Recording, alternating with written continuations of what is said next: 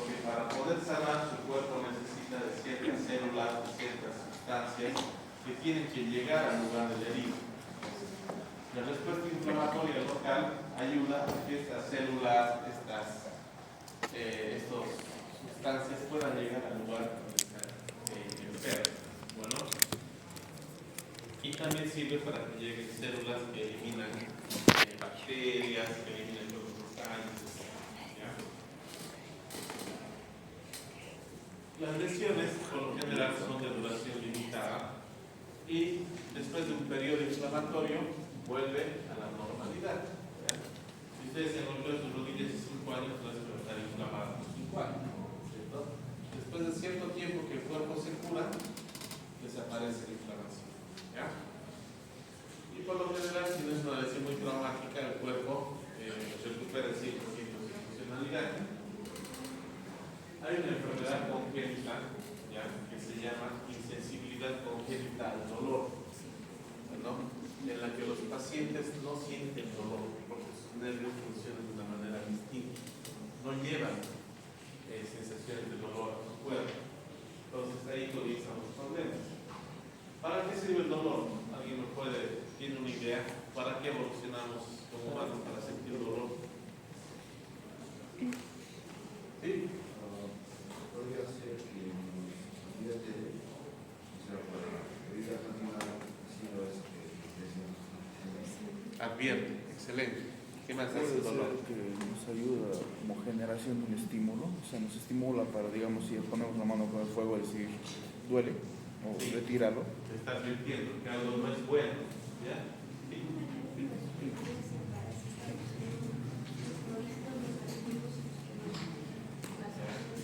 Es un mecanismo de supervivencia, sí, porque cuando hay dolor, liberamos sustancias. ¿Ve?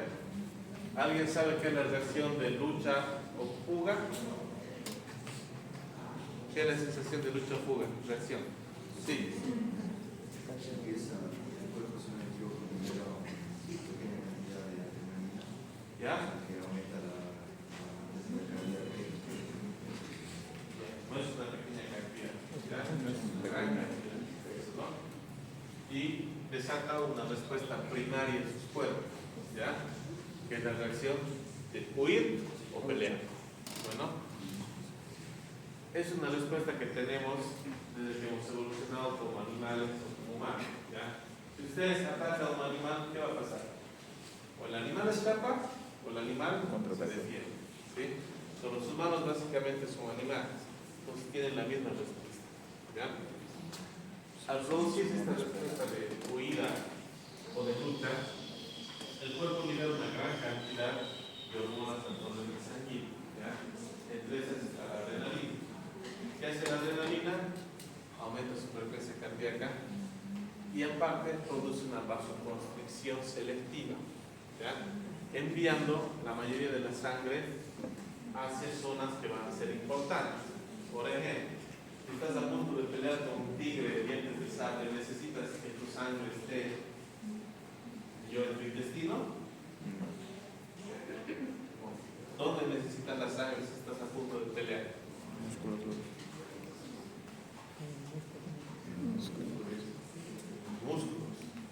¿Ya? Si estás a punto de correr, mismo. Tiene que estar músculos. Entonces produce una vasoconstricción central y la sangre pasa de los órganos internos que en ese momento no son necesarios. Por ejemplo, existe el esplácnico, el intestino, que no es que mientras estés peleando te vas a comer un sándwich. No necesitas, digamos, esa sangre en el intestino, no necesitas músculos. ¿Ya? Y eso va a ocasionar que la adrenalina también ocasiona que tus sentidos se agudicen un poco, ¿no? Entonces, o peleas o corres. Ese es el fin del asunto, ¿ya? Entonces tampoco piensas mucho. Entonces, son reacciones viscerales que tenemos heredadas de los animales, ¿ya? Entonces, esas son las respuestas que en el cuerpo funcionan, ¿no? Después de cierto tiempo, la respuesta baja y vuelve a la normalidad. Estábamos hablando del dolor. Entonces, si el cuerpo no siente dolor, no se puede proteger a sí mismo, ¿ya? Porque si algo no te duele, no lo quitas de ti. ¿Ya? Por ejemplo, si ustedes están golpeando su mano con una almohada, no les va a doler, pues pueden seguir golpeando todo el día. ¿Ya? Si ustedes golpean su cuerpo contra un clavo, ¿qué va a pasar? ¿Lo van a volver a hacer? Probablemente no. ¿Sí? Entonces, el dolor es un mecanismo de respuesta que permite o que evita que nos lesionemos. ¿Ya? Que nos dice, no, eso hace daño, no es bueno para mí. Lo mismo pasa con el calor, con la electricidad, cualquier estímulo que pueda producir un daño en su cuerpo. ¿Ya? Entonces, hay algunas personas que no tienen este mecanismo, ¿ya? Que tienen un problema en sus nervios y esos nervios no llevan el dolor.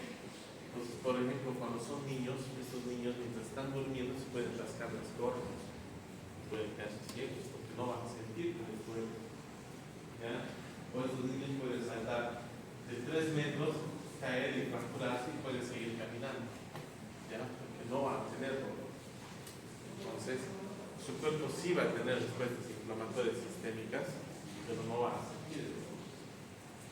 Entonces, la importancia del dolor es un mecanismo de protección evolutiva. Si no sientes dolor, te mueres. Sigue más. ¿No? Y eso entra en la respuesta inflamatoria. ¿Ya? Para sanar un órgano tiene que haber una respuesta. Entonces, esta respuesta inflamatoria viene compuesta de muchas cosas que ayudan a que lleguen las células que tienen que llegar a los que tienen que llegar y empezar la reparación.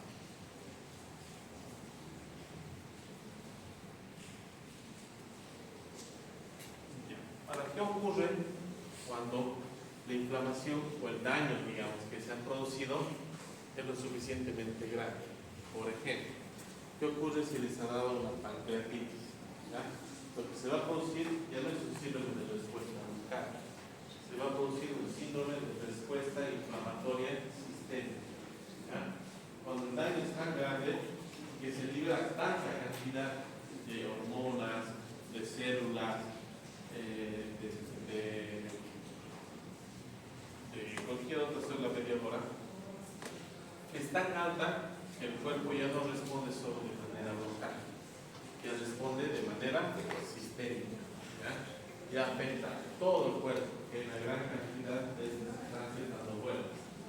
Entonces, una pequeña cantidad sí ayuda a la reparación, pero una gran cantidad puede producir daño, ¿no? Y puede llevarnos a una insuficiencia orgánica múltiple o una sepsis y puede matar. ¿Ya? Porque una vez que esta cascada comienza, no se detiene, ¿no? Va una tras otra tras otra. Por ejemplo, si ustedes tienen una lluvia, ¿ya? Y se produce una gran liberación de agua, ¿cierto? Si llueve por 10 minutos, ¿qué va a pasar? Va a llover y después de cierto tiempo el suelo va a absorber el agua y va a pasar, ¿sí? Y va a volver a secarse. Eso sería una respuesta inflamatoria local, ¿ya? Cumple la función que tiene que tener y desaparece. Cuando hay una respuesta inflamatoria sistémica, ya no va a llover 10 minutos, va a llover 4 horas. ¿Ya? ¿Qué va a pasar con eso? Va a empezar a arrastrar suciedad del piso, ¿sí? Hagan de cuenta que esa suciedad que está arrastrando del piso son las células, ¿ya? Células naturales, natural killers, leucocitos, linfocitos, etc. ¿No? En algún punto, ¿ya? Cuando es poco el arrastre, las alcantarillas pueden absorber eso. ¿Qué quiere decir eso? Que sus riñones y su hígado, que son las alcantarillas, van a poder procesar eso y van a poder eliminar. ¿Sí? Cuando llueve demasiado, arrastra demasiada basura, demasiadas cosas, van a llegar a sus alcantarillas y después de cierto punto se va a tapar. ¿Ya? Ocurre lo mismo con los riñones y el hígado. Van a poder desintoxicar cierta cantidad de células, de toxinas y cosas Y llegado a cierto punto, va a decir, aquí me paro. Hasta aquí llegué y va a ser una insuficiencia renal y una insuficiencia hepática. Y estaría entrando en el campo de la disfunción orgánica múltiple. ¿Ya? Y puede todo esto haber comenzado por una fractura expuesta del fémur, que ha desencadenado una respuesta sistémica completa. Entonces, va a fallar su riñón, a pesar que la lesión inicial sea en la pierna. Va a fallar su riñón, va a fallar su hígado, y así va a fallar la coagulación, y eventualmente todo el sistema se va a colapsar, el río se va a llevar a la ciudad, y luego el paciente va a fallecer. ¿Ya?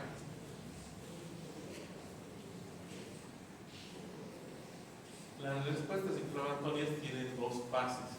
Bueno, una fase proinflamatoria, que es cuando se activa todo, ¿ya? Es cuando se da el mensaje, es decir, algo ha pasado, nos hemos caído, nos hemos golpeado, nos hemos fracturado. Eso inicia la respuesta del cuerpo, suelta la bandera. ¿El cuerpo qué hace? Empieza a mandar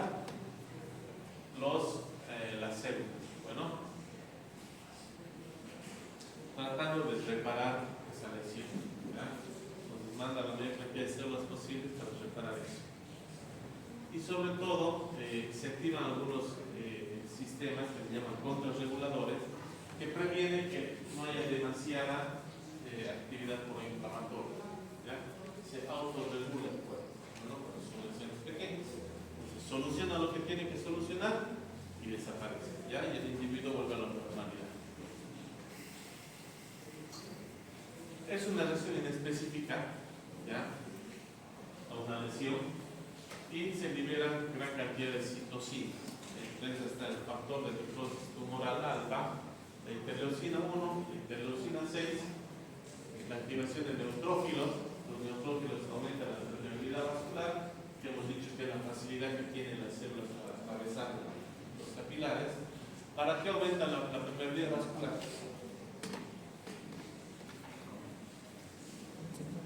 ¿Para qué tendría que aumentar la permeabilidad vascular? Para iniciar la inflamación.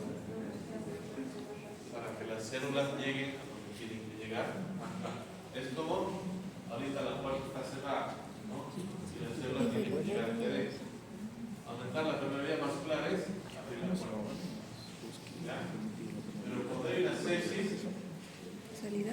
abrimos todo, abrimos las ventanas, rompemos vidrios, tiramos la puerta abajo para que entre toda la cantidad de células están vivas, Está bien. ¿no? Está bien de París. Por ejemplo, ¿alguien sabe qué hace la interleucina 1 y 6? ¿Sabe qué función tiene en el ¿Son cuerpo? los comunicadores? No los que llamaban. ¿No son comunicantes? Llegó su nietos. Sí, no son células comunicadoras. Es un quimiotaxis. Sí, por eso, ¿verdad? Llaman a todas las demás. Sí. Llegó inmuno. ¿Para qué sirve la interleucina 1 y la interleucina 6? No. Para ¿Qué produce en el cuerpo? la casca. ¿Nadie sabe?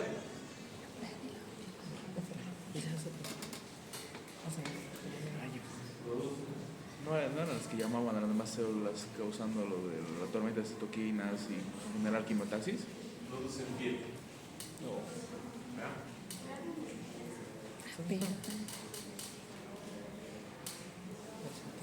Producen las cosas, pero son pirógenas. ¿Ya? ¿Para qué sirve la fiebre del cuerpo? ¿Alguien sabe? ¿Es bueno tener fiebre? Sí. ¿Es malo?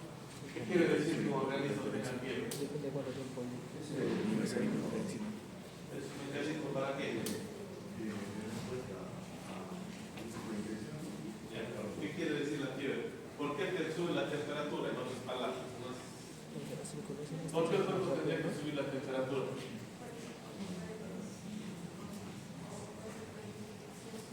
Está bien, esas son las causas, pero ¿en qué le ayuda al cuerpo subir la temperatura? Creo que sí.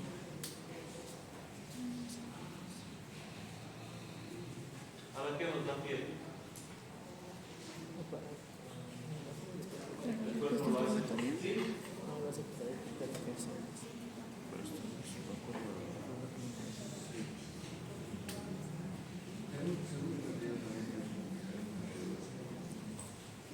Ya.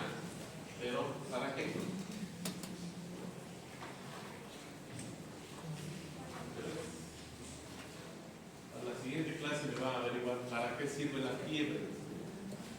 ¿Ya? pero- Todos han tenido fiebre, ¿o no? ¿Alguna vez han tenido fiebre? ¿Cierto? ¿Es algo bueno? ¿Es algo malo? ¿Ya? Tiene que pensar para qué están pasando las cosas. ¿Es bueno bajarle la fiebre a un paciente? No.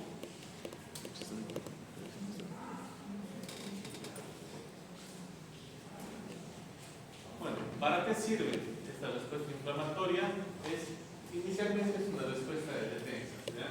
¿Para qué? Para aislar a la gente que está causando el problema y tratar de eliminarlo. Como decían, en los mediadores están las citocinas proinflamatorias, interleucina 1, 6, 8, prostaglandinas, leucotrienos, ¿ya? Y la respuesta celular, que es la activación de los nefrófilos, los macrófagos, las células endoteliales, las plaquetas y bueno, ¿alguien me dice para qué sirve un macrófago? Para devorar antígenos, La Ya, fagocitosis. ¿qué es fagocitar? devorar, Bueno. destruir, Matar, en otras palabras. No tanto. encapsular ¿Sí? Come y se lo lleva un lecocito. y lo hacen bien. ¿Para qué sirven las plaquetas? Cicatrizar, Para coagulación. coagulación. Sí, el factor de coagulación. ¿Qué hacen las plaquetas? Factor de coagulación. coagulación. Para el proceso de coagulación. Ajá, ayuda en la Evita que coagulación. nos desangremos. ¿Cómo evita que nos Por el desangremos? factor de coagulación que hay general. Genera coagulación. Forman trombos. Fibrinogenio. ¿Qué son los trombos? Coagulación. Coágulos. Ah, Trombos son como coágulos. En otras palabras son Ostras. tapones. tapones. La ponen bien ahí. ¿Qué hacen los tapones? Evitan que salgan Evitan más que cosas. salgan la, Evitan que la sangre siga saliendo. Evita, evitan el flujo. Sanguíneo. evita el flujo. Entonces, lo que hacen las plaquetas es formar tapones a nivel de los pequeños vasitos que están cortados, que están rotos, para que deje de sangrar. Ella es una plaqueta. ¿Ya? No lo hace sola, necesita, ¿no?, de factores de coagulación de distintos números, Y el distintos tipos, fibrinógeno. y activar la cascada de coagulación. ¿Ya? Entonces, ¿qué pasa si estos procesos normales, ¿ya?, que son la eliminación de la respuesta inicial, la liberación de mediadores, la formación de coágulos, etcétera? ¿Qué ocurre si esta respuesta es demasiado fuerte? Va a empezar a ver los efectos sistémicos, ¿ya?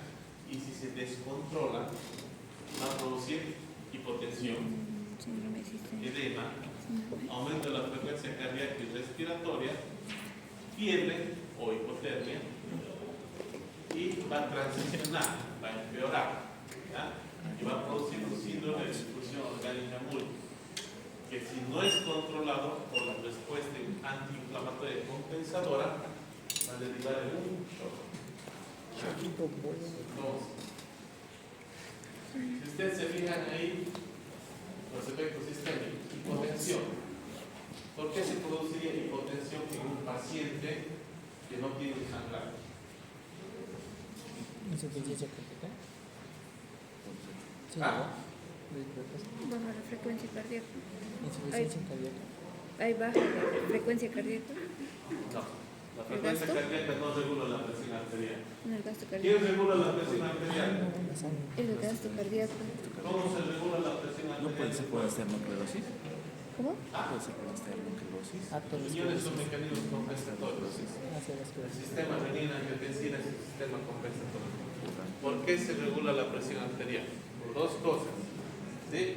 La resistencia que hacen los vasos, eso quiere decir qué tan cerrado está ese vaso, Sí, sí. y por la permeabilidad capilar. ¿Ya? Entonces, en este caso, ¿por qué podría tener un paciente que está entrando en sepsis? ¿Por qué tendría que ponerse hipotenso? Por aterosclerosis. ¿Por qué? Si tuviera aterosclerosis, ¿Por aumento de qué? Por aumento de la permeabilidad capilar. ¿Qué quiere decir eso? ¿Qué más sangre entra por ahí? Entra en la parte intersticial. Que los vasos se vuelven más permeables, que el plasma se sale de los vasos. Exactamente. ¿Ya? Cuando ustedes tienen una hemorragia, ¿por qué tienen hipotensión? Porque Porque no hay San- sangre, Está saliendo. ¿sí? No hay que hacer circular la presión baja. Esto funciona parecido, pero sin la necesidad de perder la sangre. Lo que pierde es el plasma. Y ese plasma, por el aumento de la permeabilidad capilar, se va al tercer espacio. ¿Ya? Es decir, a los tejidos subcutáneos, hacen edemas, hacen drenajes pleurales, hacen ascitis. Entonces, por eso la hipotensión va acompañada del edema, piernas de hincha, todo eso. Porque si bien no han perdido sangre, sí han perdido los componentes de la sangre, que es el plasma. Y ese plasma, que en realidad es el 70% de la sangre, ¿ya? Está afuera de los vasos. Entonces, básicamente es como si hubieran perdido sangre sin haber perdido algo, ¿ya? Y todo eso está mediado solamente por sangre. ¿Por qué se produce un aumento de la frecuencia cardíaca? ¿Qué dijo? ¿Qué es aumento de la frecuencia cardíaca? Trata de compensar. ¿Qué trata de compensar? Si no tienes suficiente sangre, ya tienes poquito, tienes sed, Bombear más el rápido. corazón nos va a lactar más rápido. ¿Para qué? Es el que habría una- Que la sangre fluya Para más que rápido. llegue. Para lo poco que tengas, pueda llegar más veces al lugar que quieras que llegue. ¿Sí? Por eso aumenta la frecuencia cardíaca. ¿Y por qué aumenta la frecuencia respiratoria?